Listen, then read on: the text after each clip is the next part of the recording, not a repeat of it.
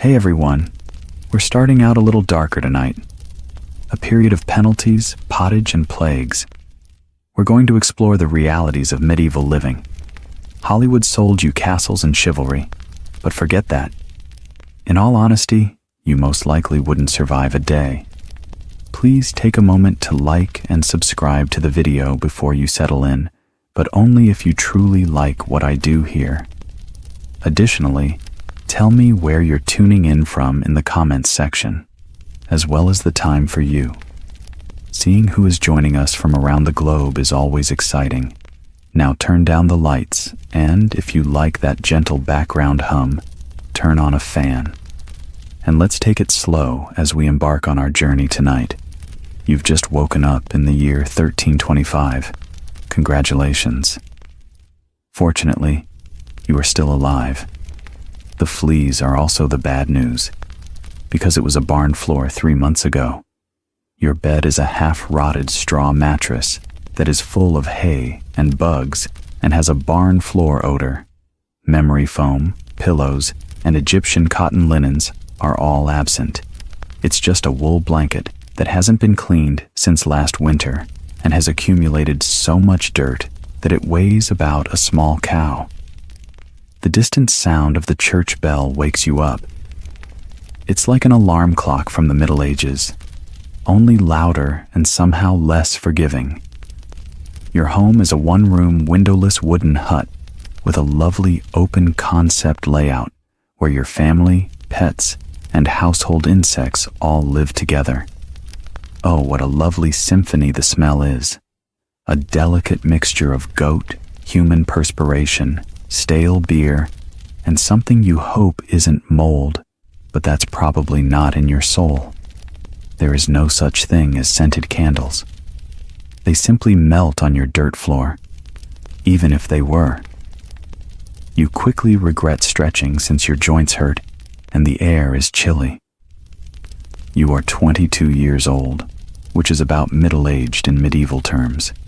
Your knees sound like a bag of rocks being shaken by a bewildered peasant, and your spine creaks like an old wooden door. It's risky to get out of bed. The floor is either crusty from whatever your neighbor's chicken did, or damp from the rain from last night, which seeps through the thatched roof. In any case, the ecology now includes your bare feet, and privacy too. What is that? Your whole family is waking up next to you, along with perhaps a stray cousin who has never left. Everything is common. There is no bedroom, no curtains, and no time for oneself. You're never really alone in medieval Europe, because you're always accompanied by rats, parasites, and 8 other individuals. And that's how your day begins. From here, it only gets worse. It appears that you have successfully escaped your medieval nightmare. Well done. Nature is calling now. Furthermore, it's hardly a courteous call. It's yelling. This is where you begin to miss the contemporary bathroom. No toilet, seat, toilet paper, flush, or even a somewhat bitter plunger in the corner are present. In the 14th century, getting rid of oneself is a social experiment, an adventure, and frequently a minor public gathering. A wooden bucket behind the house is probably your bathroom if you're a peasant, and it's already full because Uncle Wolf Stan had a horrible night after eating rotten turnips. The odor is biblical. After holding your breath and taking care of your business, the worst part comes. Throw it out onto the road. The street, indeed. Before throwing it out the window, you should yell something like "Gardez-vous." It means "watch out below" in Old French. But to be honest, nobody ever moves quickly enough. In medieval cities, the streets are like open sewers, a picturesque river of animal feces, human waste, and mysterious liquids you don't want to look at. Congratulations if you're fortunate enough to reside in a town with public restrooms. In an outhouse where ventilation is a cruel joke and privacy is a myth, you get to sit next to strangers. You may engage in short discussion, but avoid taking heavy breaths. I've never heard of toilet paper. The majority of people use straw, leaves, rags, moss, or, if they're feeling particularly decadent, a piece of wool to wipe. Nothing at all, sometimes, which could account for the lack of popularity of handshakes at the time. And it must be nicer if you're in a castle, right? Sort of. A hole in the wall that plunges your waist straight into the moat may be your guard robe. Excellent plan, but your adversaries are aware of it. Indeed, there were occasions when assailants entered by the waist shot. Bring up the idea of going in the back door. Therefore, using the restroom in the Middle Ages is a humiliating custom for both farmers and barons. It's risky, it's cold, it's in the open, and it's always unpleasant. You will be face first among humanity's leftovers with just one slip on a wet stone road. We'll talk about that later. You haven't washed your teeth yet. You made it through the restroom. You should be rewarded, don't you? A good breakfast, perhaps. Something cozy, tasty, and warm. Apologies. This is Europe in the Middle Ages. This place isn't reassuring. Breakfast is a somber affair, if you can call it that. Benedict, there are no eggs, no avocado toast, and no coffee makers spluttering awake. Near the fire, you crouch or sit down next to a wooden dish filled with what appears to have been scraped off a dirty boot. Welcome to your pottage ration for the day. Anything you can find can be used to make pottage, a thick, gooey stew. Root vegetables, grains, and if you're lucky, a few beans. New ingredients are simply added on top of the ones that have been cooking in the same pot for days or even weeks. It's more of a continuous gastronomic experiment than a recipe. A piece of bread so firm it could deflect arrows was on the side. Because wheat is a rich man's dream, it is produced from coarse rye or barley flour and frequently bulked up with sawdust, mashed up acorns, or other inventive materials. You're not going to like this loaf. You don't cut it. You bargain with it. How about beverages? You're not drinking an oat milk latte or orange juice. You're sipping beer. Beer, indeed. 6 a.m. Why? Because the water is rife with dirt and parasites. With weak ale, little alcohol, and high survival, you begin your day. Children also consume it. At least it won't kill you right away, even though nobody is happy about it. Do you want cheese or meat? Keep dreaming. Only if your Lord is feeling very giving will you do that on Sundays and saints' feast days. The majority of peasants only occasionally consume meat. Don't even consider spices unless you're royalty, and only use fresh fruit when it's in season and hasn't already fermented into wine. The price of a pinch of pepper exceeds your monthly salary. You swallow your medieval beer, chew your rough bread, and try not to think about the rat that might have eaten your porridge in the middle of the night because salt is expensive enough to be locked away. You are not energized by breakfast. You simply experience it. It's time to work like your life depends on it, because it really does, now that you're suitably underfed. After finishing your depressing medieval breakfast, it's time to put on your clothes. It won't do any good. There is only one clothing in your closet. One. You've been wearing the same linen shift or rough wool tunic every day for months, if not years. The concept of seasonal fashion does not exist. Simply wear this till it breaks down or infects you with fungus. Underwear is not required. Maybe a linen undertunic if you're lucky. If not, you're going commando under layers of hot, scratchy wool that were painstakingly sewn together by someone who most likely didn't know what a seam should look like. Additionally, there isn't a washing machine, soap, or dry cleaner anywhere to be found. Your clothing smell like a pile of compost that has been marinated in a pigsty, and they are also discolored, stiff, and odorous. It's difficult to wash them, even if you wanted to. You would have to carry water from a river, or, well, heat it over a fire. Wash your tunic with ashes or lie down, and then hang it in the sun, which is out about 3 days a year. And let's not even talk about shoes. If you own any, they're made of raw leather, barely stitched together, and give as much arch support as a banana peel. The majority of peasants simply walk barefoot past medieval landmines, which are jagged rocks and disease pools, mud and manure. All of this points to one conclusion. Your skin despises you. You scratch all the time. Bed bugs, lice, and fleas all reside on your body. Everybody has them. Walking insect farms, itching kids, squalid monks and lords. Nobody gets away. While conversing with the local priest, you will be using a wooden spoon to itch your armpit, and nobody will give a shit. Rubbing has left your skin raw. A battlefield of bites is your scalp, and it's too bad if you get a rash. No hydrocortisone, no dermatologist, and no one to warn you that it's most likely scabies. You simply continue to suffer. And it's fantastic if you're fortunate enough to avoid infection. For the next 6 months, the rash will just be with you like an unwanted medieval buddy. It's time to go outdoors and begin working yourself to death, now that you're covered in discomfort and wearing a miserable outfit. It's time to show off your morning grin, now that you're completely covered in itches and wet wool. You don't, though, because it was risky to smile during the Middle Ages, dentally, not emotionally. There isn't any floss, mouthwash, toothpaste, or toothbrush. As far as oral hygiene is concerned, it is as popular as taking a bath.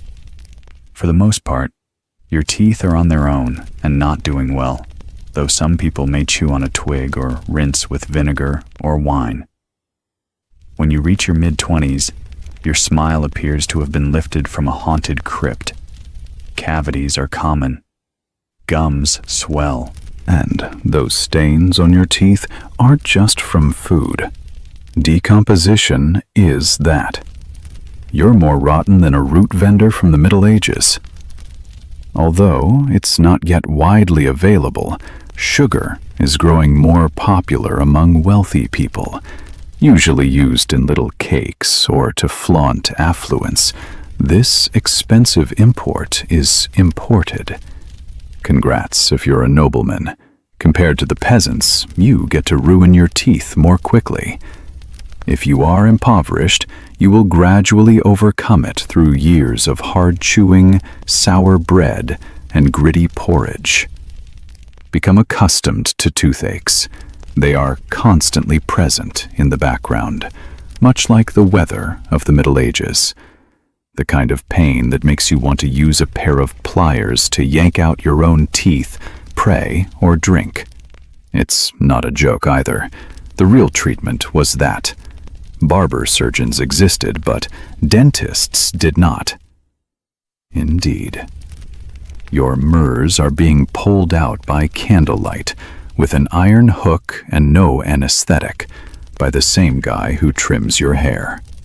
Because, in the absence of antibiotics, a toothache could quickly develop into sepsis and cause your death. Yes, exactly.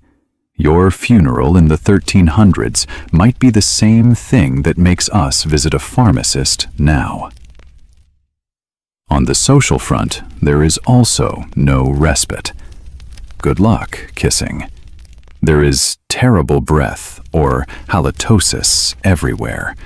You're not evaluated by your smile if you're single. Your livestock and your land are used to judge you. Your mouth is a battlefield, to put it briefly.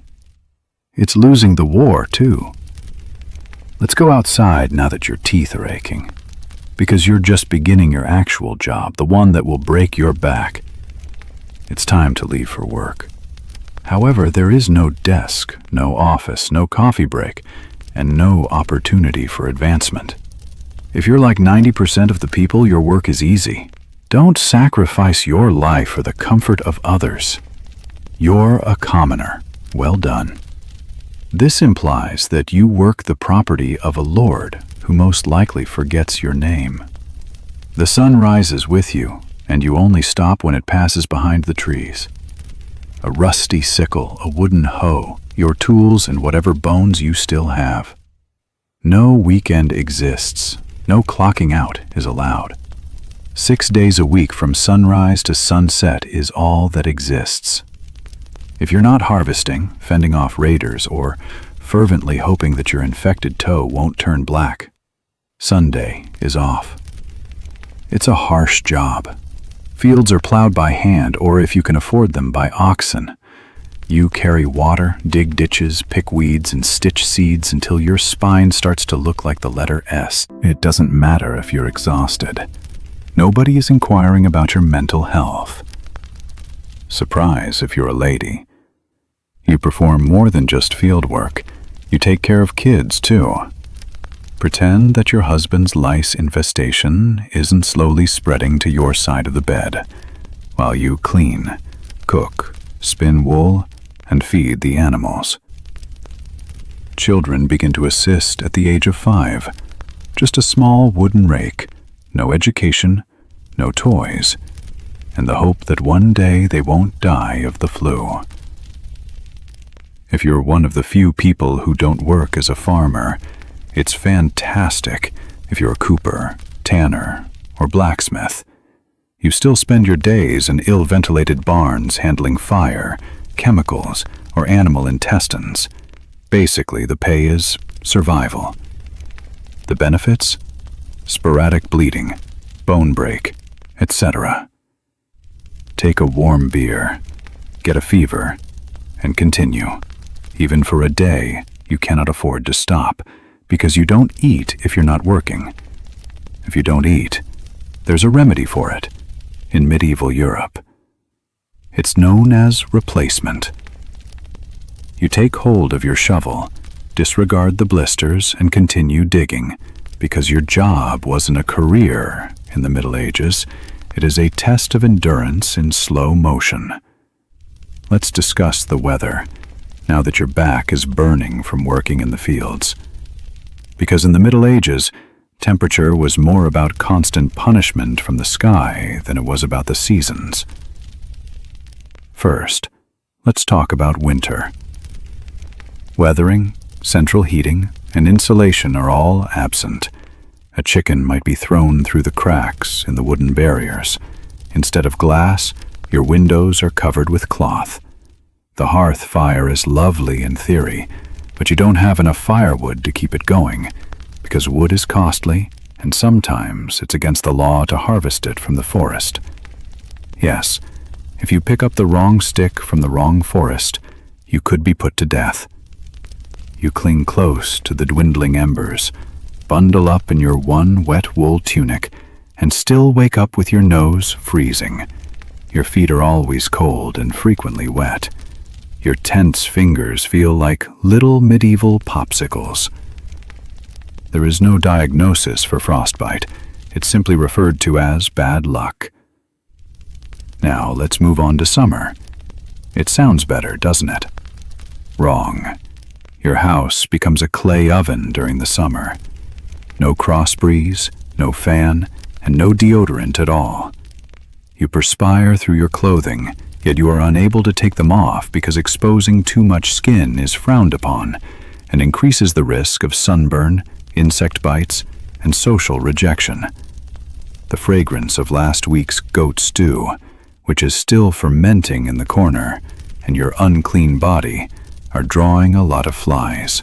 While you sleep, mosquitoes buzz near your taking a bad turn is another name for heat stroke. You're either sweating through your lone pair of socks and your thighs are chafing into oblivion, or you're shivering in your own hell and wondering whether your toes will survive till spring. And the one constant is that your next job is still waiting. Your food is still awful and your clothes still itch, no matter the season. Welcome to medieval-style climate control. Not at all. Are you thirsty? Do you need to freshen up? Do you want to wake up from this dream of a life of wet fever by splattering some water on your face? Unfortunately, you don't want to be near water in the Middle Ages. It is silently attempting to kill you. Let's have a drink first. The neighboring stream appears clean, bubbling and new, like something from a science fiction film. But it's not. Spoiler alert. Someone simply threw a chamber pot into it upstream. A dead pig is most likely decaying in there, if that isn't the case.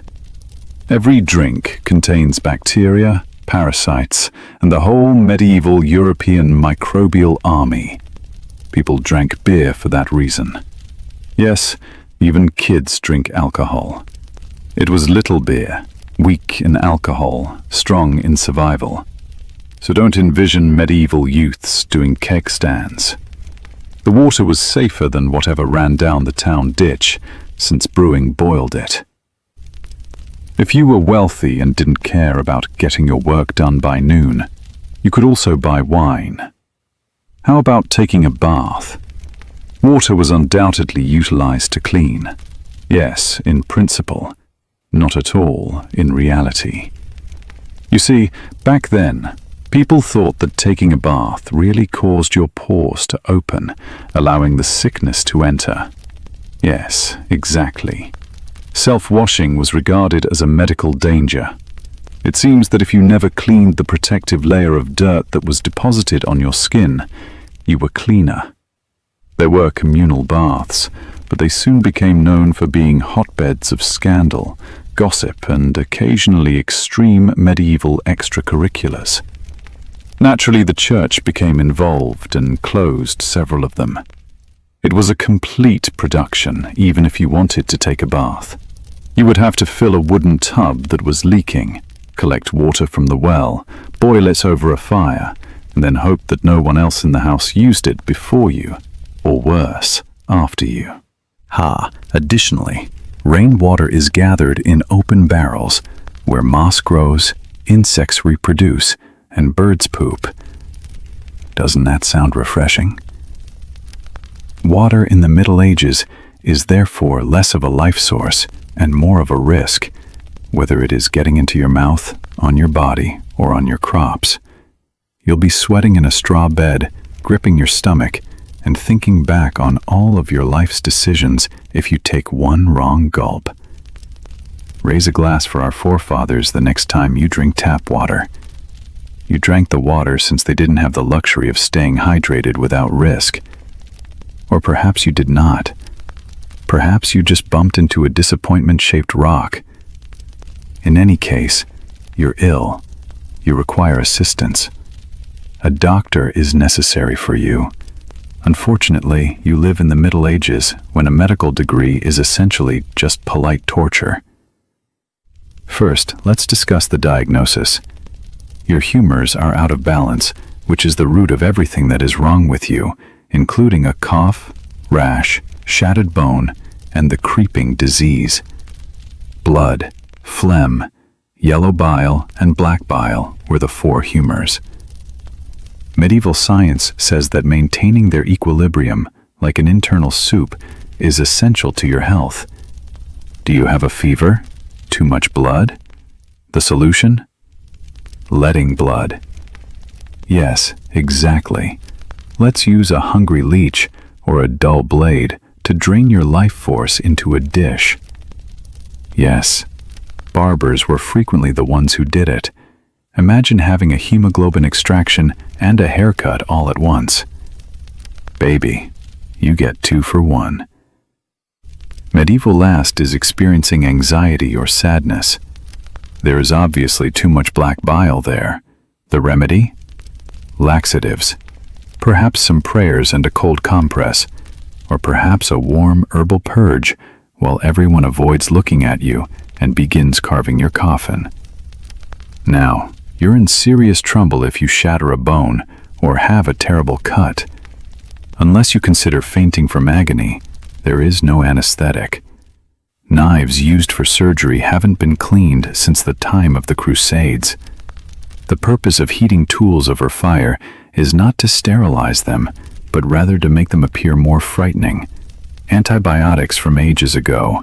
Germ hypothesis has not yet been developed.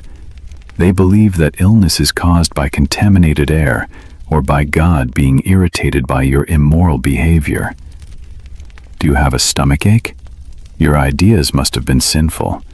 I hope you like admitting while throwing up. Bedside, who will give you last rites in case your situation worsens. They are now getting ready for the remedy, which is death. And if you miraculously get better, everyone just thinks God is sorry for you.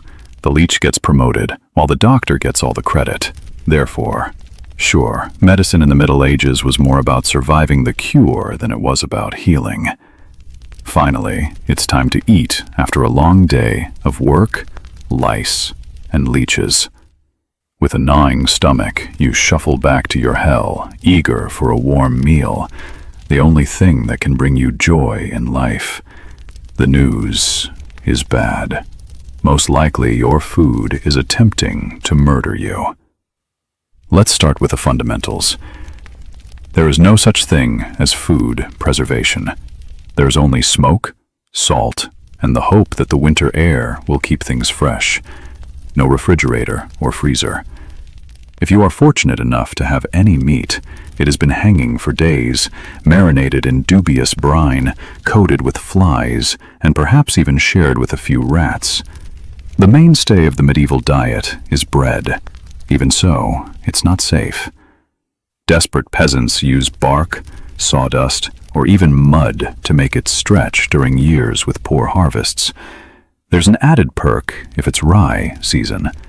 A fungus called ergot can cause convulsions, hallucinations, and occasionally even death.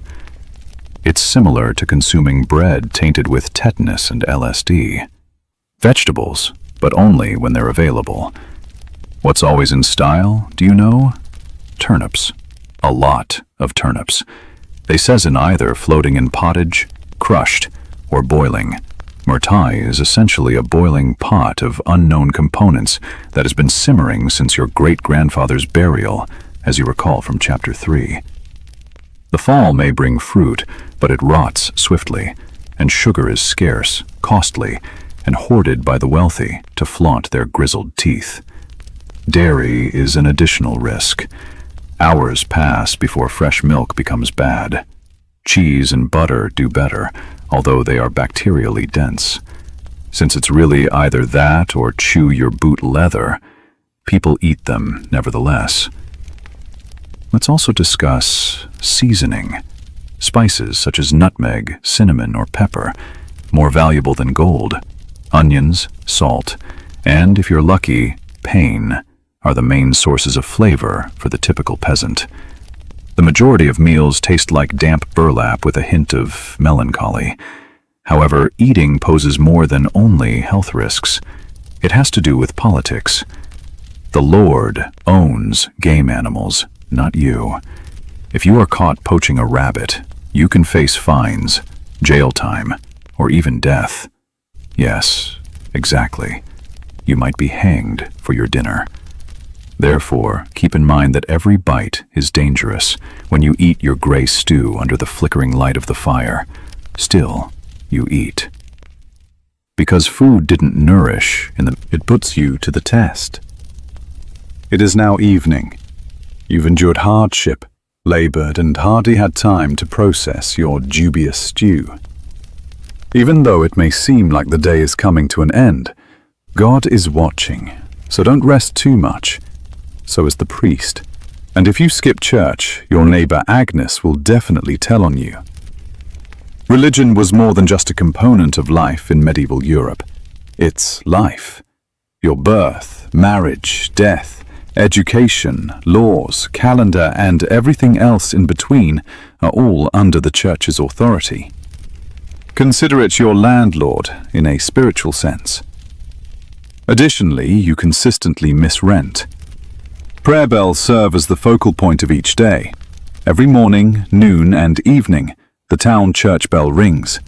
Missing prayer is a sin, not because people need to be reminded. Don't remember to bow, sin. Consume meat on Fridays, sin. Consider the twofold sin of your neighbor's wife in that single dream. Indeed, hell is a real place, very real. It is described in beautiful detail by priests. Eternal wailing, devils with pitchforks, rivers of fire and lakes of boiling blood. If you're not afraid of the disease, you will be afraid of eternal damnation. The Bible is written in Latin, a language only monks, clerics, and that one aristocratic child who's too nice for dirt can understand. So you can't read it yourself. You depend on the church to give you the meaning of everything.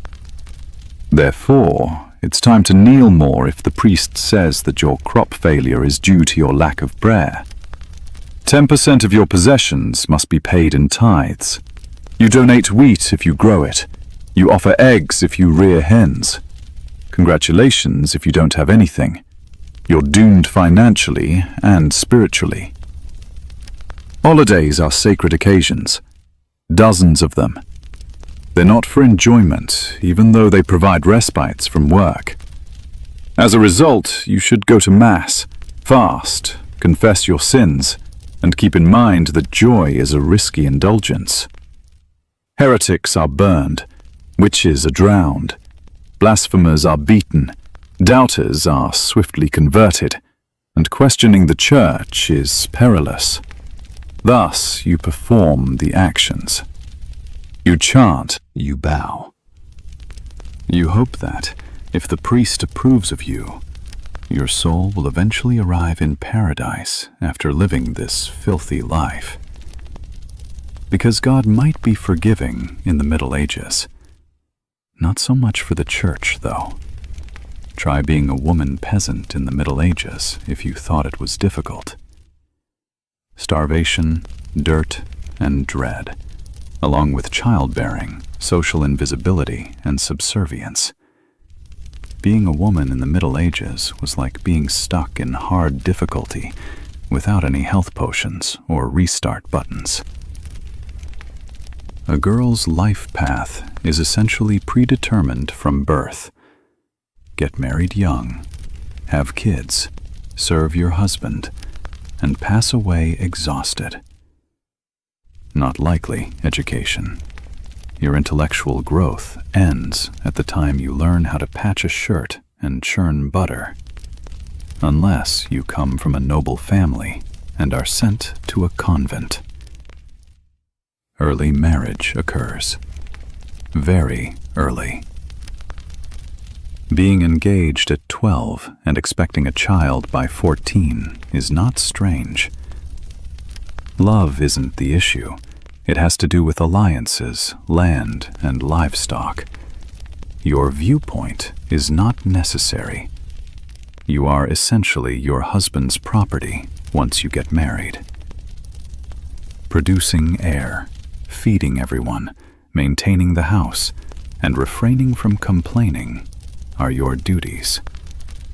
Because if you complain, you could be called a witch, or worse. Depending on local style, that term includes a free burning or drowning. The birth of a child is a death lottery. There is no anesthesia, no sterile equipment, and no prenatal care. Even slight issues can result in death for the mother, the infant, or both, despite midwives' best efforts. Some women make it through 10 pregnancies. Many also fail to survive. Don't worry, though. Your workload will grow after the kid is born. You are supposed to cook, clean, breastfeed, and still assist in the fields while living in a shack rife with lice and a screaming baby. There is no respite for you. For everyone else, you are the break. You are suspicious if you are single. If you are widowed, you are at risk. Dangerous if you're vocal. Women who did not fit the mold were sometimes suspected of witchcraft, particularly if they knew a lot about herbs, had a strong personality, or simply found someone amusing on a dreary Tuesday. There are limits to your role, even in the church. Nuns were subject to rigorous regulations. Your spiritual value, freedom of movement, and speaking without permission are all prohibited. Men are always ranked higher. Generally speaking, the concept of law and order meant hoping the local lord wasn't in a foul mood. There is violence everywhere. Crime is rampant, punishment is harsh, and justice is more performance art than protection. In the family, on the streets, in the military, in religious conflicts, and occasionally in line at the communal bread oven. If you steal a loaf of bread, you risk losing your hand, being accused of lying, having your tongue pierced, gossiping excessively, and getting a metal mask attached to your head with a bar in your mouth as punishment. For correction, of course. Suppose you are facing significant charges, witchcraft, robbery, and heresy. How can one demonstrate their innocence? Of course, by being tormented. Greetings from trial by ordeal. In one variant, you retrieve a stone by sticking your hand into boiling water. You are innocent if it cures in 3 days without infection. If not, you are at fault. You could also be thrown into a river. You are innocent and most likely die if you sink. You are guilty and will still face consequences if you float. It resembles a medieval game show with a survival prize and a host who actively works against you. Additionally, receiving a death sentence is a public event. Hangings, beheadings, burnings, and executions are all carried out in front of applauding spectators. Snacks are occasionally brought. It's cable TV's medieval counterpart. Domestic violence is a common occurrence. It was acceptable, even expected, for husbands to reprimand their wives and kids. Street fights are widespread. Just glancing at a nobleman's horse in the wrong direction may get you thrashed. And there's always a brewing battle. Religious crusades, territorial struggles, and local feuds. In the name of honor, God, or boredom, someone is constantly marching off to attack someone else. Medieval society did not collapse into violence. Society is the issue. Everybody is always aware that justice is capricious, life is brittle, and your neighbor could beat you up over a pig. Thus, proceed with caution, keep your head down, and never put your trust in anyone brandishing a club. You've survived the bugs, the leeches, the anguish of not having a job, and the imminent danger of being publicly humiliated by now. The last chapter of most medieval life, however, is an early and unglamorous death. You are essentially a celebrity if you are above 40 and still alive and well. You may even be called the Old One, which is more of a statistical marvel than a nickname.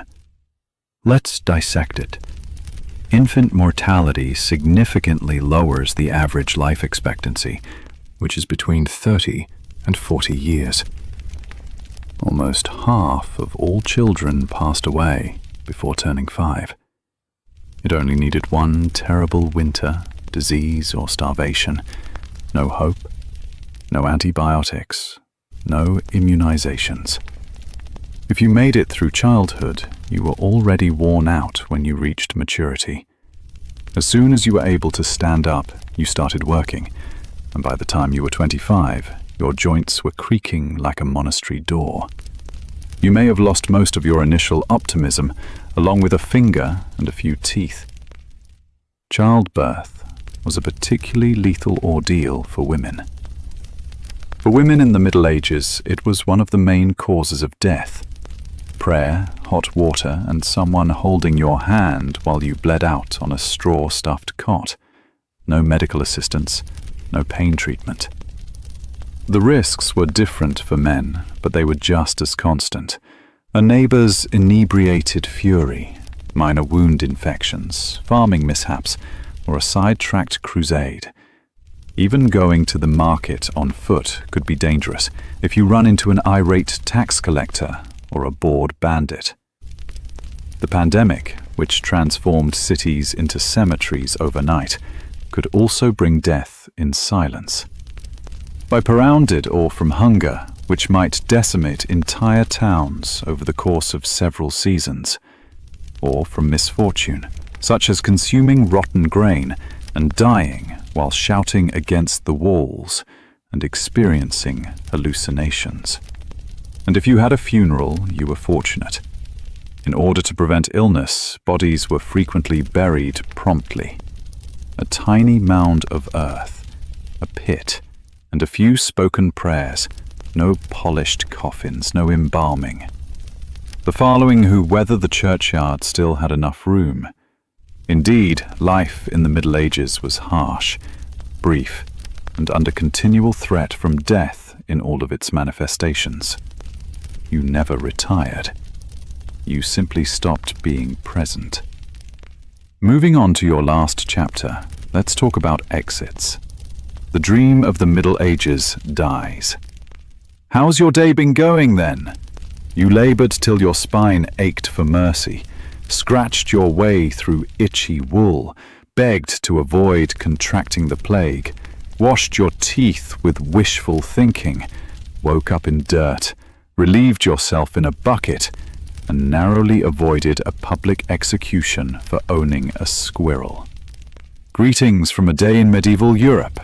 Do you still aspire to be a knight? Rethink your thought. The Middle Ages in its idealized form. Valiant warriors, aristocratic women in towers, valiant conflicts and feasts in enormous rooms illuminated by candles. It is a myth that has been refined by fantasy literature and fairy tales. The medieval world was, in reality, harsh, unjust, and grim. It was all about hierarchy. You remained impoverished. Not even the nobles were exempt from suffering. Fleas, smoke, and politically motivated weddings were all part of the draughty stone freezers that was a castle. Yes, you had a goblet of wine and a fur mantle, but you also had a 50% risk of dying from an infected splinter or in a conflict. The simpler times weren't quite easy, thus it wasn't precisely luxury. They didn't let up. It all took longer. Everything was more painful. There were repercussions for everything from chewing to birthing. Life was not leisure, but survival. And if you did take a peaceful moment to reflect, fantasize, or visualize a better future, you could do very little with it. No modern medicine, no upward mobility, and no Google Internet. What's that strange rash? You lived within 10 miles of your birthplace, endured hardships, worked, and passed away. The wildest portion, though, comes next. People continued to find meaning, fall in love, tell stories, sing songs, and laugh, despite everything. Not because life was simple, but rather because people are intransigent. They created room for light, even in the darkest chapters. Maybe offer a silent thank you to the modern world and your ancestors who battled famine, feudalism, and rats, so you wouldn't have to. Tonight, as you crawl into your clean bed with central heating, indoor plumbing, and antibiotics. She was just Sophie, long before she became Catherine the Great, Empress of all Russia, reformist mistress, and symbol of ambition. Born in 1729 as Sophie Federica Augusta von Anhalterst, she came from a quite unknown family of German princes. There was little power in her little Duce in Pomerania. Sophie, however, there was something about her that no title could explain. Unwavering charm, razor-sharp brilliance, and a silent, raging desire for greatness. She had a harsh upbringing. Johanna, her mother, was a cold, cunning social climber who was preoccupied with status rather than a loving, caring person. The Prussian officer, who was Sophie's father, was more aloof than strict. Sophie was trained to balance obedience and slyness from an early age. She learned to observe a room before speaking in it, spoke several languages, and read a lot. She was an abilities that would soon be necessary for survival in one of the cruelest tribunals in Europe. The Russian Empress, Elizabeth Petrona, looked outside of Russia when she started looking for a marriage for her successor, Grand Duke Peter.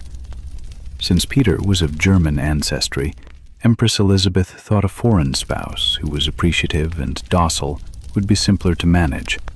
Sophie was the ideal candidate. She'd have to give up her Lutheran faith and noble blood, nobler from gnats, and a reputation for humility and gentleness. Sophie was called to Russia when she was just 14 years old. With a polite grin and thin German textiles, she arrived in the frigid city of St. Petersburg in 1744. Like a chess piece, her mother shoved her forward, but Sophie was up to her own game. She adopted the Orthodox name Ekaterina Alexa, Catherine, in order to fit in with Russian society. It was a life-changing, symbolic, and public ceremony. She was not only converting to a new religion, she was entering a foreign empire with no way out, burning the bridge behind her.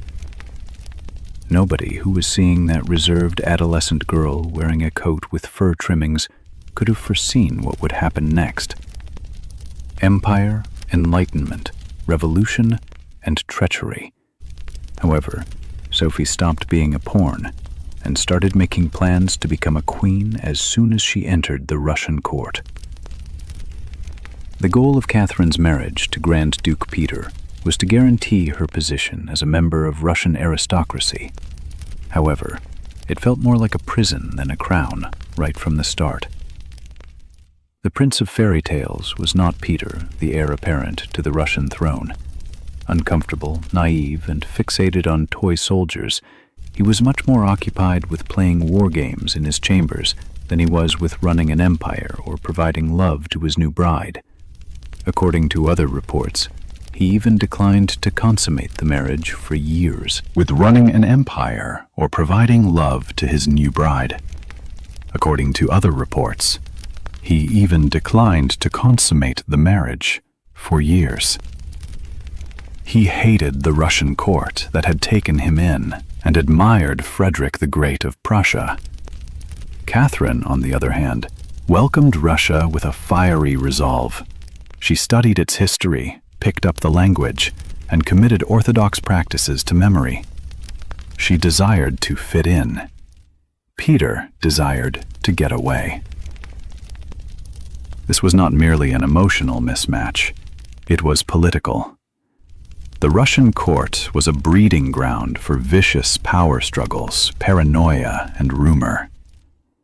Despite her deteriorating health, Empress Elizabeth continued to govern with unlimited power. Everyone had a plan and was aware that a change was imminent. They were always watching Catherine. Every action she took was closely examined, her friendships were tracked, and her correspondence were read.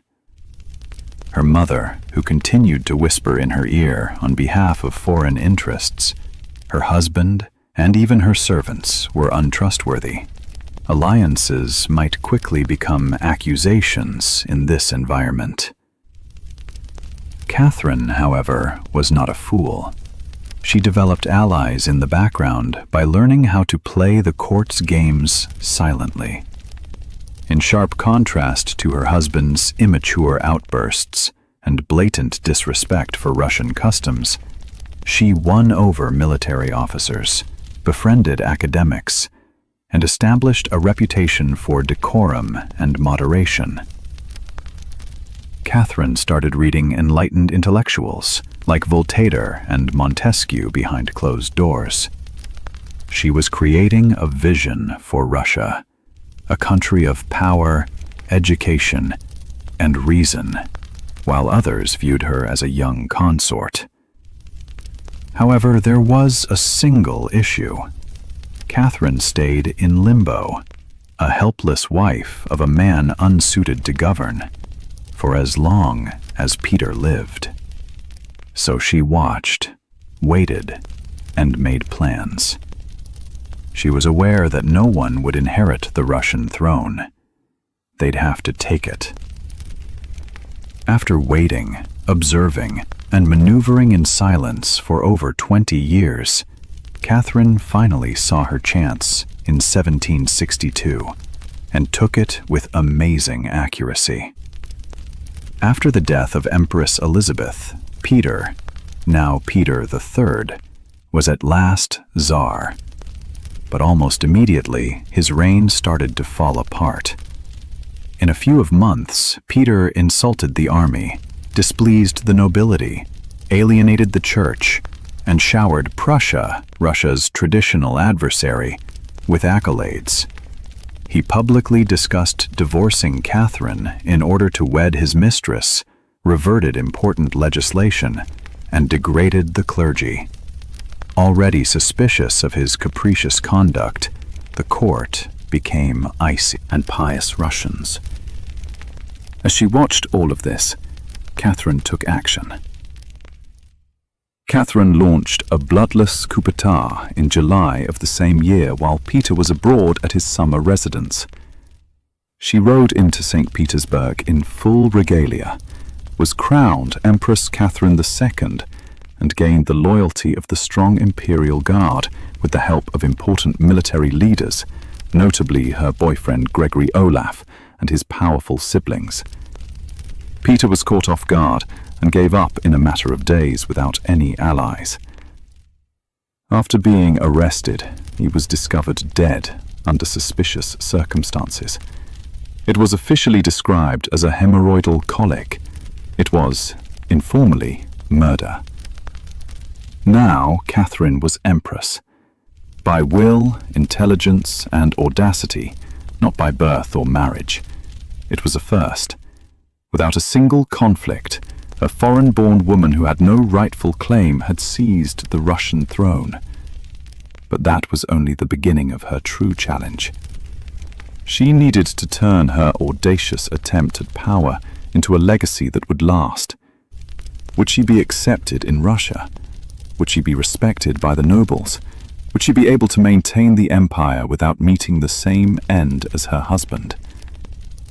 Power acquired by intrigue may be lost just as easily, Catherine realized. She needed to lead as a visionary, not a cunning tactician. She then started to change from a cautious plotter to a reformist empress, one who would rethink what it meant to be a woman in power, rewrite boundaries, and embrace enlightenment. Catherine may have relied on her authority once she got the throne. However, she didn't. Sitting on a throne was not the only thing she had in mind. Her goal was to change Russia, intellectually as well as politically and militarily. Catherine admired Voltaire, Diderot, and the daring intellectuals of the Enlightenment, whereas Peter had worshipped Frederick the Great and toy soldiers. Even though she held unlimited power, she supported reason, advancement, education, and the idea that a monarch should serve the people. Catherine read more than just enlightened philosophy. She experienced it firsthand. For more than 15 years, she wrote to Voltaire personally, praising him and justifying her authoritarianism. She even bought Diderot his whole library to help him out financially and invited him to her court. She studied legal books, discussed reforms, and created programs to modernize the empire behind closed doors. She worked to codify Russian legislation throughout her early reign. In 1767, she established a legislative commission with the lofty goal of revising Russia's entire legal system. A political manifesto in disguise, Catherine's own nakazas, or instruction, discussed issues such as equality before the law, the perils of torture, and the duty of rulers to uphold the common good. It was radical for a Russian empress in the 18th century. However, the realities of Russia, a huge, feudal, and deeply conservative country ruled by aristocrats who preferred their serfs just where they were, beneath them, meant that enlightened ideas had to endure. Catherine was aware of this. She proceeded cautiously even as she promoted reform. She constructed schools and libraries, increased access to secular education, and outlawed various types of torture. To maintain their allegiance, she also reiterated the nobility's authority over their serfs. Catherine had to balance this. In private, a pragmatic empress, but in public, a philosophical queen. Between the glittering salons of Paris and the grim politics of Moscow, she had to balance ideology and survival. Though always strategic, her vision for Russia was audacious. Catherine was not, in many respects, attempting to Europeanize Russia. Her goal was to modernize Russia according to her standards. Yes, that meant reform, but it was done with a velvet glove on an iron hand. Reforming Russia from inside was not enough for Catherine. She aspired to make it an empire that was feared, admired, and envied by others. Catherine wanted to tear down the walls where Peter the Great had opened a window to the west. Russia's boundaries widened more than ever under her leadership. She fought wars to alter the European geography in addition of defending her throne. The Ottoman Empire was the target of one of her most important campaigns. These wars, which broke out in waves between the 1760s and 1770s, were about more than just land. They have to do with influence. Catherine believed that she was the legitimate defender of Eastern Europe and the liberator of Orthodox Christians under Muslim domination. Under the leadership of generals like Alexander Suvorov and Gregory Pimpkin, Russia seized important areas like Crimea, the Black Sea's northern shore, and warm water ports, all of which the Russian czars had long desired. These triumphs were symbolic as well as military. Catherine sends a message with every victory. Russia was no longer Europe's remote, backward cousin. The force was continental. She looked to the west as well. Catherine took part in the division of Poland through a series of agreements and diplomatic ploys, splitting the faltering Polish-Lithuanian Commonwealth with Austria and Prussia.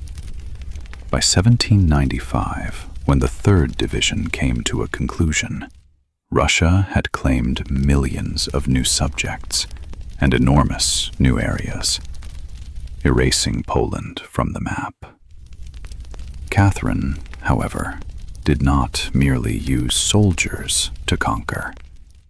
She colonized with thoughts as well. They constructed new cities. Trade routes were extended. Russian farmland was offered to German settlers for cultivation. From the sun-drenched Black Sea coast to the frigid Baltic, the empire turned into a mosaic.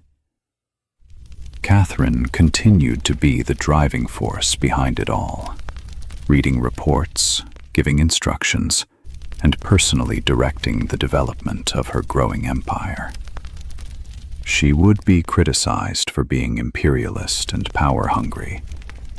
However, Catherine did not view expansion as ambition. It was fate. She felt that a great ruler was judged by borders as much as by ideals. She had more in mind than simply ruling Russia. She desired to re-establish it as a cultured empire that was devoted solely to her, feared by its adversaries and revered by its peers. Despite her greatness and influence, Catherine the Great was equally well known for what transpired in the palace. It wasn't all whispered in libraries either. One of the most talked about parts of Catherine's reign was her private life. She had a carefully selected parade of lovers, many of whom were decades younger, frequently attractive, and occasionally powerful in politics. They weren't hidden by her. In reality, she frequently gave them pensions, estates, and titles as rewards for good behavior. Otherwise, they were gently fired, occasionally accompanied by a promotion and a kind thank you. Gregory Pumpkin, a guy as brazen as he was smart, was one of the most significant of these lovers. The distinction between passion, politics, and cooperation became hazy in their relationship. They might have even secretly married, according to some historians. Collectively, they influenced colonization efforts, military campaigns, and the development of southern Russia. Pumpkin was not only a romantic partner. In many respects, he was her co-ruler. Europe, however, was unable to ignore the issue. Rumors circulated. She was portrayed in satirical pamphlets as lusty, ravenous, and even insane. And the stories only grew stronger after she passed away. The most notorious of these was the absurd and wholly untrue story about a horse that was propagated by her adversaries in an attempt to discredit her reputation. But why the fixation? Easy. Catherine was an unrepentantly powerful woman. Furthermore, she declined to assume the position of a female ruler in a society where such roles were typically played by tragic characters or saintly virgins. She was dangerous because she ruled, lived, and loved as she saw fit. Paradoxically, Catherine was profoundly philosophical about love and sexuality, despite the fact that her detractors portrayed her as immoral. She felt that interpersonal interactions didn't have to jeopardize civic responsibility, and that pleasure was a normal aspect of life. Few male monarchs were able to detach emotion from governing like she did. Her relationships were actually frequently purposeful. She surrounded herself with skilled, devoted, and politically beneficial individuals, and when they were no more, she released them, generally with a kind grin and a fat retirement. Catherine's romantic life did not make her authority any less strong. It was a component of her plan. She was feared, admired, and remembered due to her unique combination of power and passion. Despite her charm and authority, Catherine's rule was not without danger, and that danger materialized in 1773 as Ilan Pugachev, a bearded Cossack. He wasn't your typical rebel.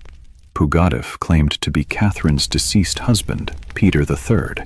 He claimed that he had returned to retake the kingdom from the German usurper after surviving the coup. It was ridiculous. Peter had long since left.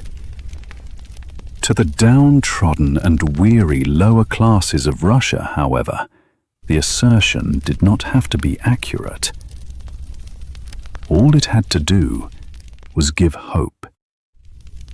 Pugachev pledged the common people land, reduced taxes, freedom, and an end to slavery. Particularly among Cossacks, peasants, and elderly believers, his remarks spread like wildfire throughout the vile river region. His promises sounded like a beacon of hope during a period when the divide between serfs and nobles had grown ruthlessly.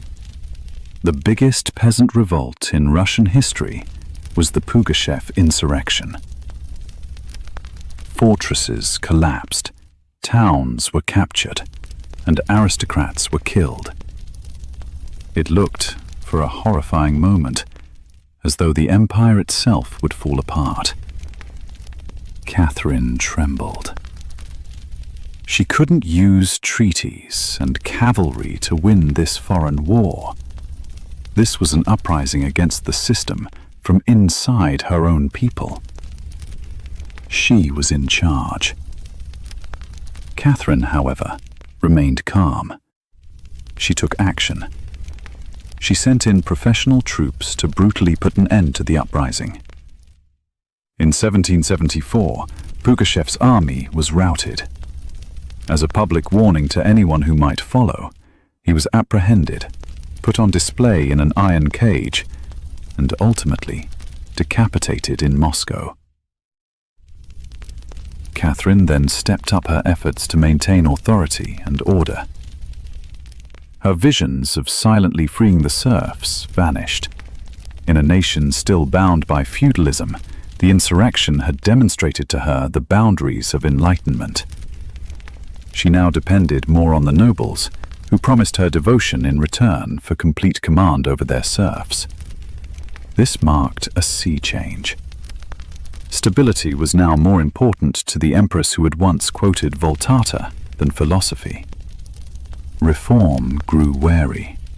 The level of surveillance rose. Even the muttered rebellion was to be crushed before it could breathe. Even though Pugachev lost his head, Catherine was troubled by the warning he left behind. That inequitable power structure could only last so long before the storm broke out. Catherine the Great was the longest reigning female queen in Russian history, having ruled for more than 30 years by the time she was nearing the end of her life. She had changed her empire, defied expectations, and reinterpreted what a woman and a queen could be from the minute she came to power. Russia developed into a real European powerhouse during Catherine's rule. Crimea, portions of Poland, and portions of the Black Sea coast were all absorbed into its more than 200,000 square mile territory expansion. These wins were not merely military. They were important turning points that changed trade and secured warm water ports. But maps weren't the sole representation of her legacy. Catherine also made a cultural impact. She corresponded with the brightest minds of the Enlightenment, accumulated one of Europe's largest art collections, and assisted in founding the Hermitage Museum. Her court developed into a hub of intellectual aspiration, art, and elegance. Catherine established Russia firmly on the cultural map of a nation that Western Europeans frequently consider to be backward. She encouraged the publishing of books and revolutionized education by establishing schools for girls. In an act of scientific courage for her era, she publicly received the vaccination and brought the smallpox injection to Russia. However, her rule was also marked by inconsistencies. Despite her admiration for enlightened principles, she never set the serfs free. She really spread serfdom farther into Russian territory. Although remarkable, her reforms were primarily top-down and aimed at enhancing the empire rather than radically altering its core. Nevertheless, stability and ambition were brought about by Catherine's reign. She realized that one did not inherit power. It was planned, coordinated, and continuously protected. She reigned by willpower, political savvy, and unrelenting calculation, rather than by divine right. She went by various names, including seductress, reformer, tyrant, and user. But most importantly, she worked. Russia was richer, bigger, and more powerful than it had been in ages when she passed away in 1796. She left an empire growing, a throne safe, and a mythology that would last for centuries. Catherine did more than simply rule. She reigned with strategy, intelligence, and an unreserved hold on history. She went beyond being an empress as a result. She turned into a legend. Catherine the Great was fundamentally a woman navigating a man's world and remaking it in her image, notwithstanding her influence, growth, and lasting legacy. Someone who was very aware of how vulnerable her position was hidden behind the state decrees and imperial images. She wasn't Russian by birth. A coup brought her to the throne. She oversaw an empire that was opposed to having a woman in leadership roles. Nevertheless, she not only survived, but flourished. Being decorative was never enough for Catherine. She never stopped studying, never stopped writing, and never stopped reading. She had a very busy schedule every day. Hours spent reviewing reports, communicating with foreign powers, revising official documents, and running a court with conflicting factions. Sitting on the throne was not enough for her. Like a born stateswoman, she worked the throne. In many respects, she was also lonely. In her memoirs, she described how few people she could really trust, despite surrounding herself with courtiers, lovers, and artists. She feared that her progress would be undone by her son, Paul, whom she mistrusted and avoided involving in state affairs. Although her strongest emotional bond with Gregory Pumpkin dissolved into a close friendship, his passing in 1791 left a scar that would never fully go away. Catherine meticulously constructed her image. She was more adept at using narrative than other rulers of her era, and she recognized its power. She pretended to be the mother of Russia, a warrior, an empress, an educated ruler, and an art enthusiast. Beneath those roles, however, lay a woman who had persevered through rejection, betrayal, controversy, and rebellion. She left behind a changed but also uncertain empire when she passed away in 1796. Was there anything she could have done to stop serfdom? Did politics undermine her enlightened ideals? Was she a ruler or a reformer? She never called herself the Great, but history remembers her as such. It wasn't because she was perfect, nice, or fair. It was because, in a time and place where women were not supposed to have authority, she seized it and used it as she saw fit. She wore more than just the crown. She changed the definition of deserving of one. Stories from the ancient Maya world are whispered by the remains of Palak in the humid depths of the Chiapas jungle in southern Mexico. With their limestone faces worn by time, yet still full of mysteries, towering temples rise above the canopy. And one of those secrets came to light in 1994. Temple 3, a somewhat little pyramid adjacent to the more well-known Temple of the Inscriptions, the resting place of the powerful monarch PL the Great, was being surveyed by a group of Mexican archaeologists under the direction of Fanny Lopez Jimenez. before they saw something strange. They didn't think the throne would hold much. There is something that I said they find enough under, a concealed, locked compartment underneath the building. It had not been touched by looters. It was immaculate. The archaeologists discovered a stone sarcophagus lying quietly inside when they broke through and descended. The weight of centuries weighed heavily on the air. Red dust, dazzling, blazing red, ascended like smoke when they raised the lid. Cinnabar, a poisonous mercury sulfide that the Mir used ceremonially, was powdered and spread over the interior. And the skeleton of a woman lay inside that red cloud. She had been respectfully and carefully buried. Her body was encircled by ear spools, necklaces, diadems, and other jewelry made of jade and shell, and her bones were delicate but undamaged. Her skull was still wearing a jade mask. The funeral exuded aristocracy in every way. But there was no name written. She was unidentified by glyphs. In Mesoamerica, it was among the wealthiest female graves ever discovered. Nevertheless, it was a complete mystery. Why was red powder used to bury her? Who was she?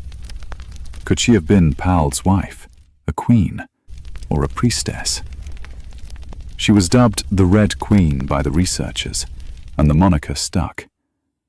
They were only able to determine that she had lived during Palunk's golden age in the 7th century, but even with contemporary forensics, they were unable to identify her with certainty.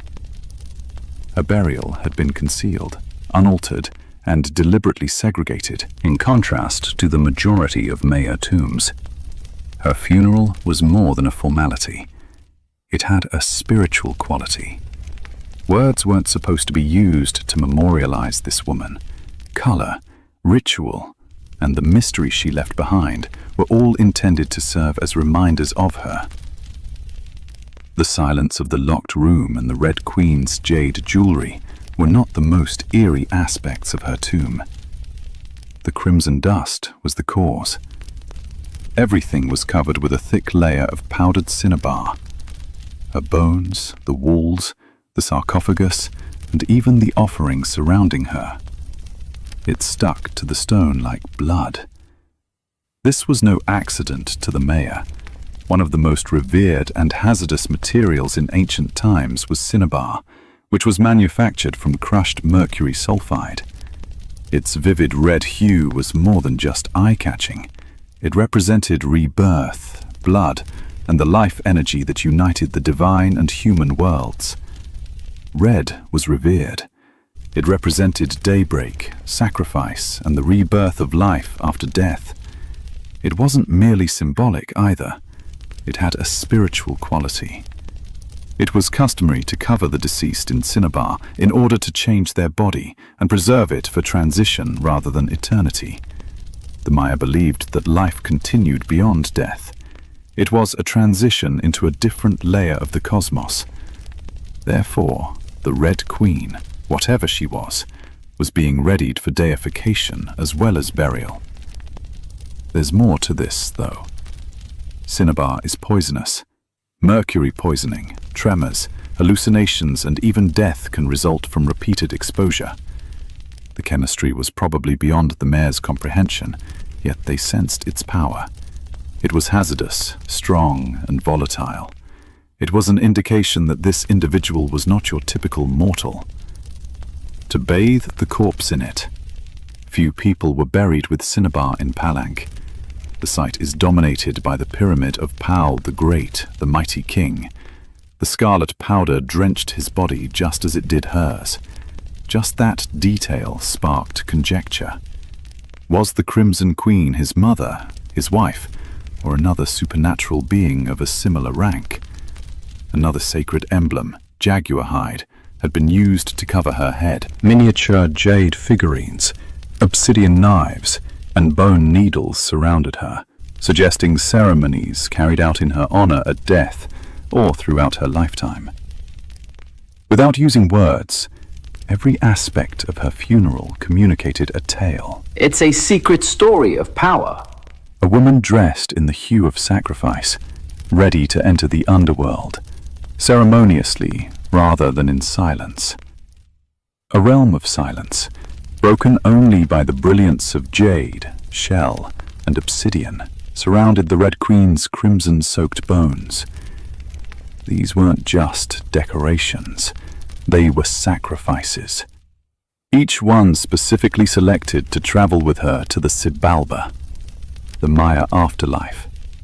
Jade necklaces, cold and heavy, their polished surfaces still glowing from 300 years beneath, hung at her sides.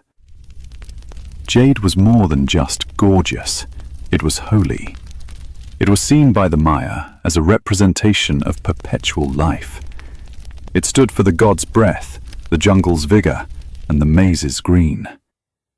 Jade was only used for wealthy burials.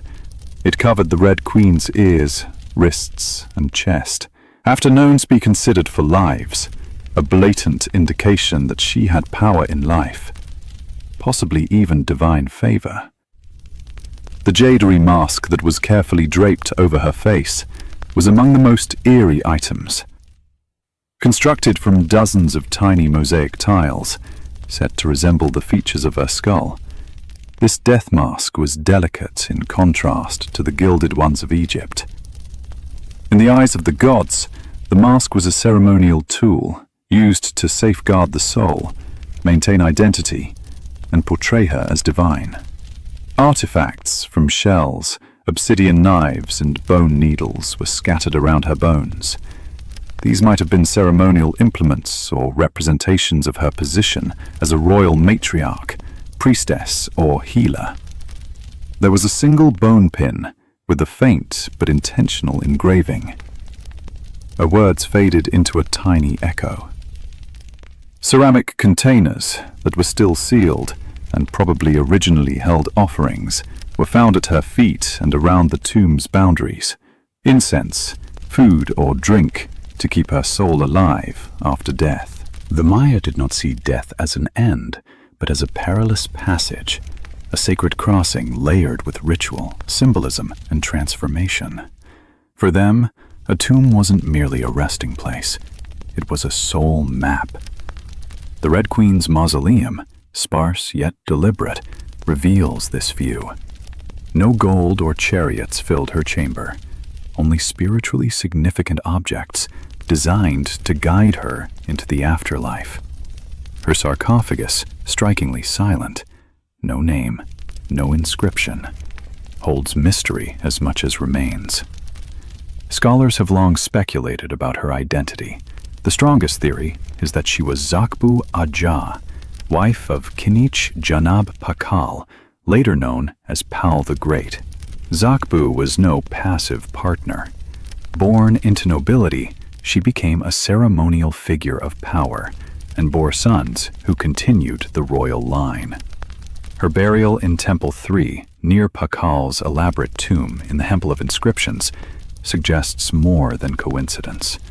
Only she, among all Maya women, received such honors.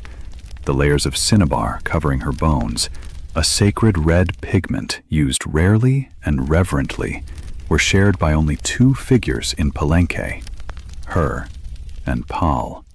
To verify the connection, researchers tested their remains. The DNA results were inconclusive, no direct maternal link. But blood is not required for marriage, nor for political alliance.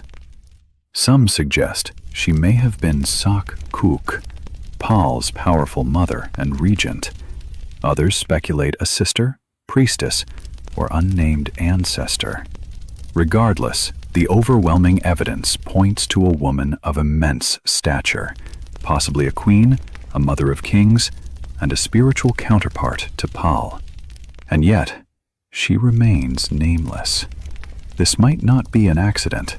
Maya cosmology often prized symbolic presence over literal memorials. Power was communicated not only in words, but in architecture, alignment, pigment, and silence. Her jade mask wasn't mere adornment. It represented identity, strength, and protection for the soul on its journey. The Maya recognized royal women as more than ceremonial ornaments. They were priestesses, power brokers, diplomats, women whose bloodlines preserved dynasties and whose rituals upheld cosmic balance. Across Maya cities, Yaxchilan, Naranjo, Calakmul, murals and inscriptions show women enacting sacred rites, leading during wartime, and occasionally ruling absolutely. Sak Kuk herself took the throne when the line faltered, building temples and enforcing law. Without her, Paul might never have ruled. Colonial narratives later silenced these roles, casting Maya women as mere shadows to male rulers. But archaeology tells another story, one where power was negotiated and shared. The Red Queen's tomb, though unmarked by name, reflects that silent strength. Her proximity to Pal suggests parity. Her offerings, jade, ceramic vessels, obsidian knives, speak of sacrifice, transformation, and rebirth. This was no ordinary funeral. It was a spiritual preparation for the soul's descent into Xibalba, the Maya underworld. According to Maya belief, Xibalba was a maze of darkness, blood rivers, and divine trials. Only the richly prepared could make the journey.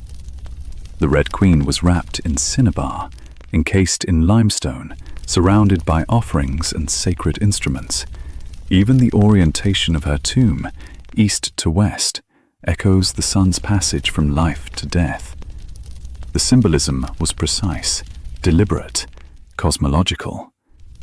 The tomb itself, hidden deep within Temple 3, was reachable only by a steep staircase, like a descent into the underworld. The chamber was plain, its silence profound. No murals or glyphs told her story, but perhaps they weren't meant to. The architecture and artifacts spoke for her. In Maya thinking, such a place wasn't built for the living to understand, but for the dead to transform.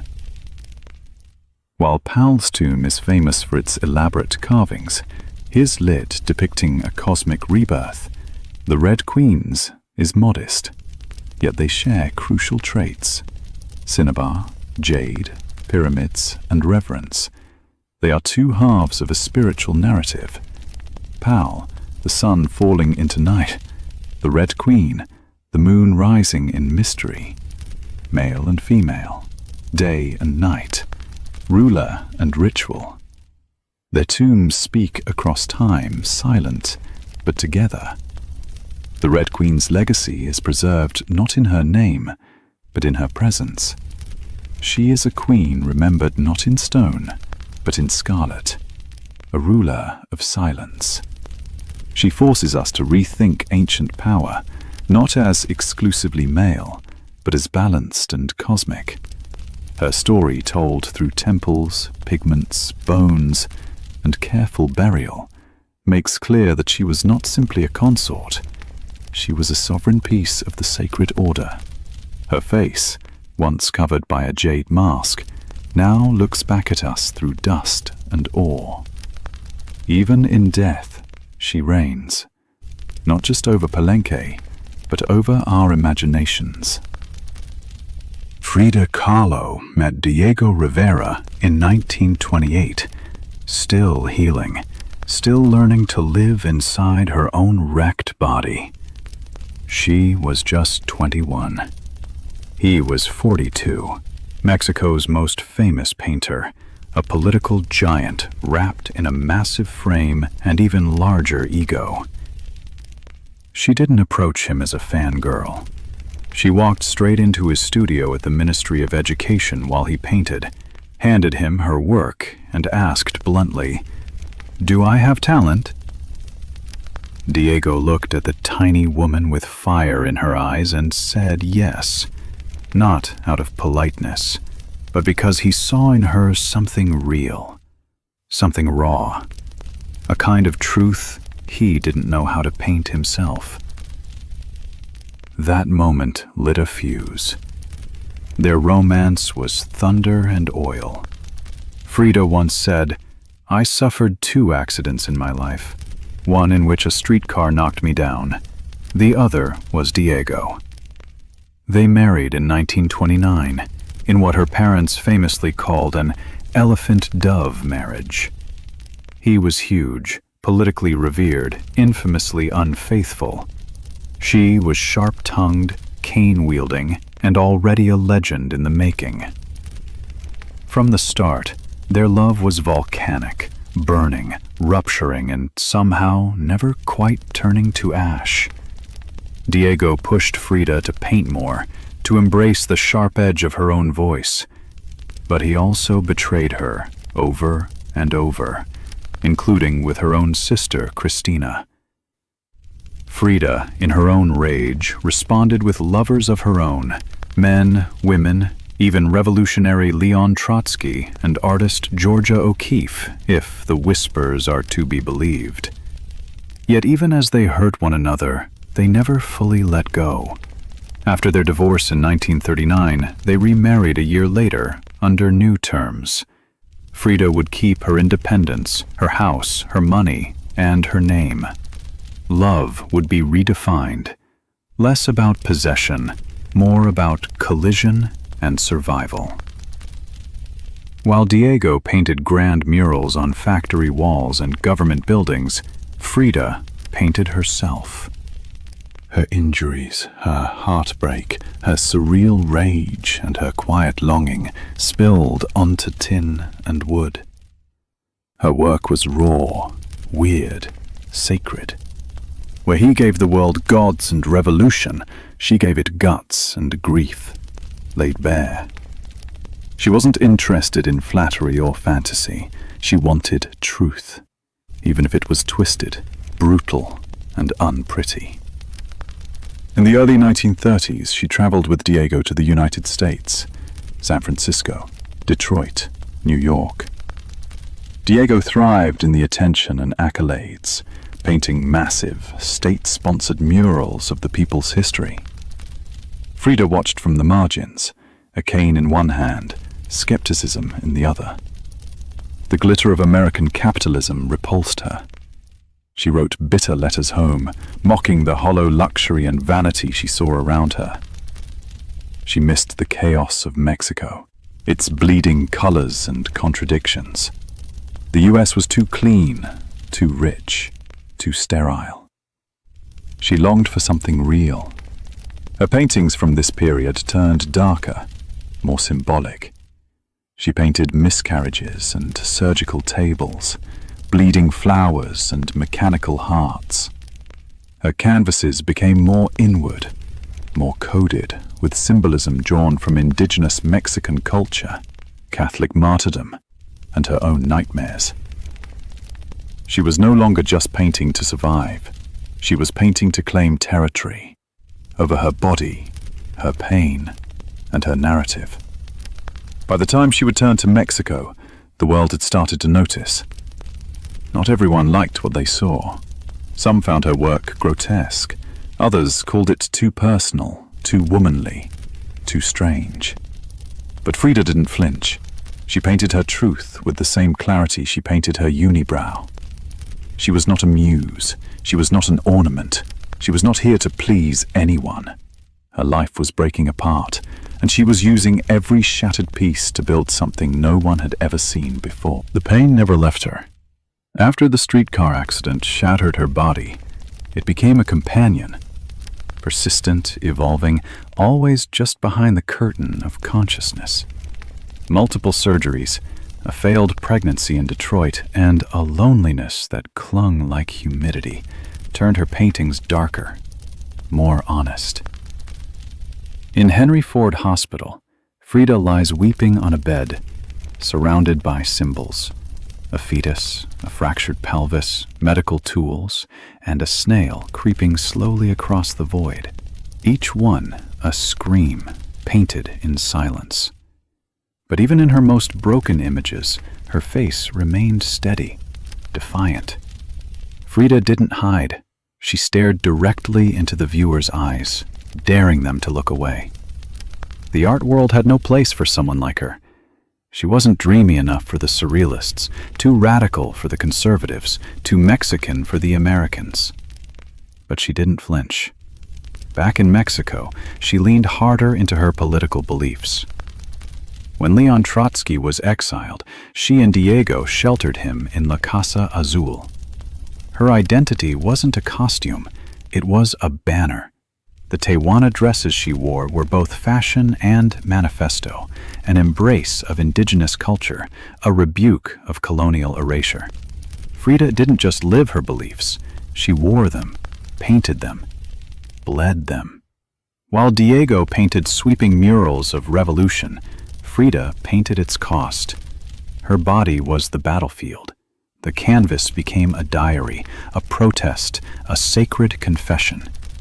She painted with fire in her spine and thorns in her hands. The two Fridas laid her psyche bare, one version of herself dressed in native clothing, steady and strong, the other in European dress with a sliced heart and exposed veins. It wasn't a metaphor. It was a vivisection. When she traveled to Paris in 1939 to exhibit her work, the European art elite was captivated. Picasso praised her originality. André Breton tried to claim her as a surrealist. Frida shrugged. "They thought I was a surrealist," she said, "but I wasn't. I never painted dreams.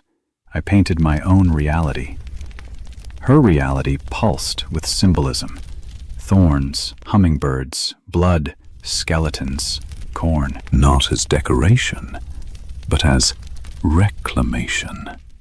These were Mexico's truths, excavated from centuries of pain and ritual.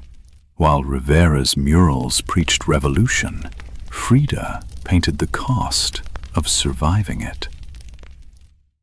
As her fame grew, her body withered. Painkillers, infections, long recoveries. Her spine deteriorated.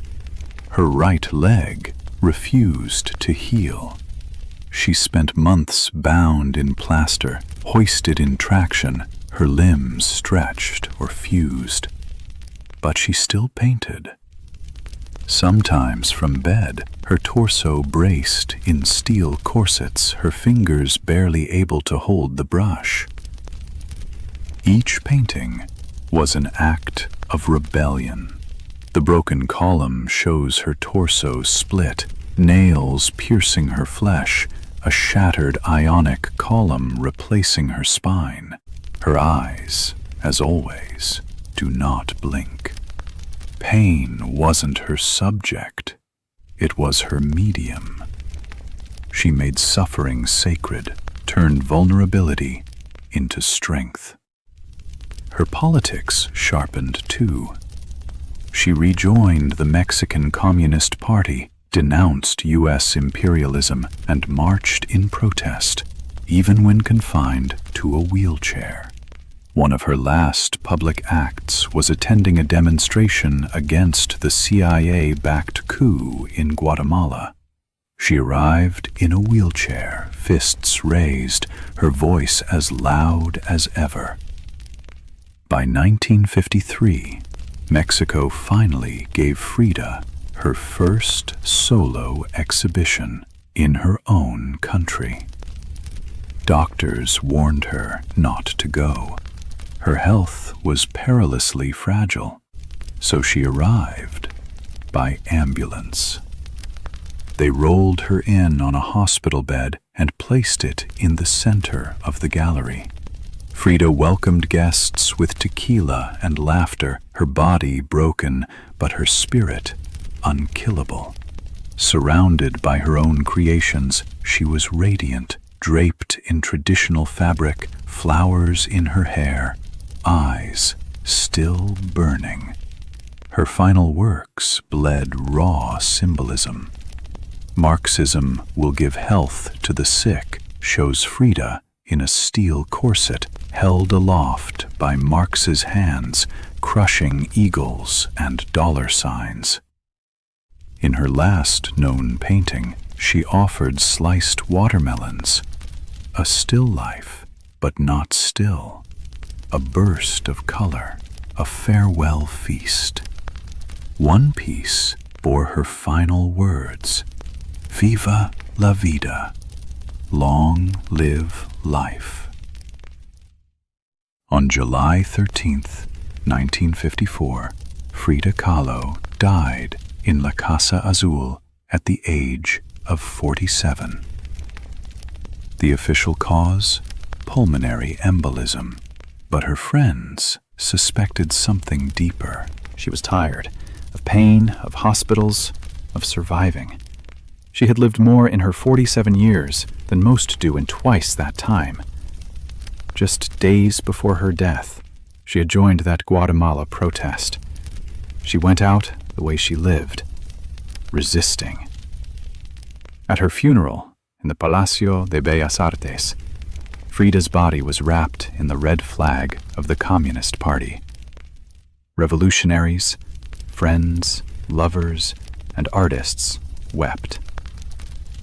Diego Rivera, shattered by her death, called her the love of his life. Even after years of betrayal, he knew no one would ever replace her. But Frida didn't vanish. At first, the world wasn't sure what to do with her. She didn't fit into any neat category. Too radical, too real. But in the 1970s and 80s, feminist scholars resurrected her story. Women saw in her a defiance that had been denied them. Disabled people saw power in her pain.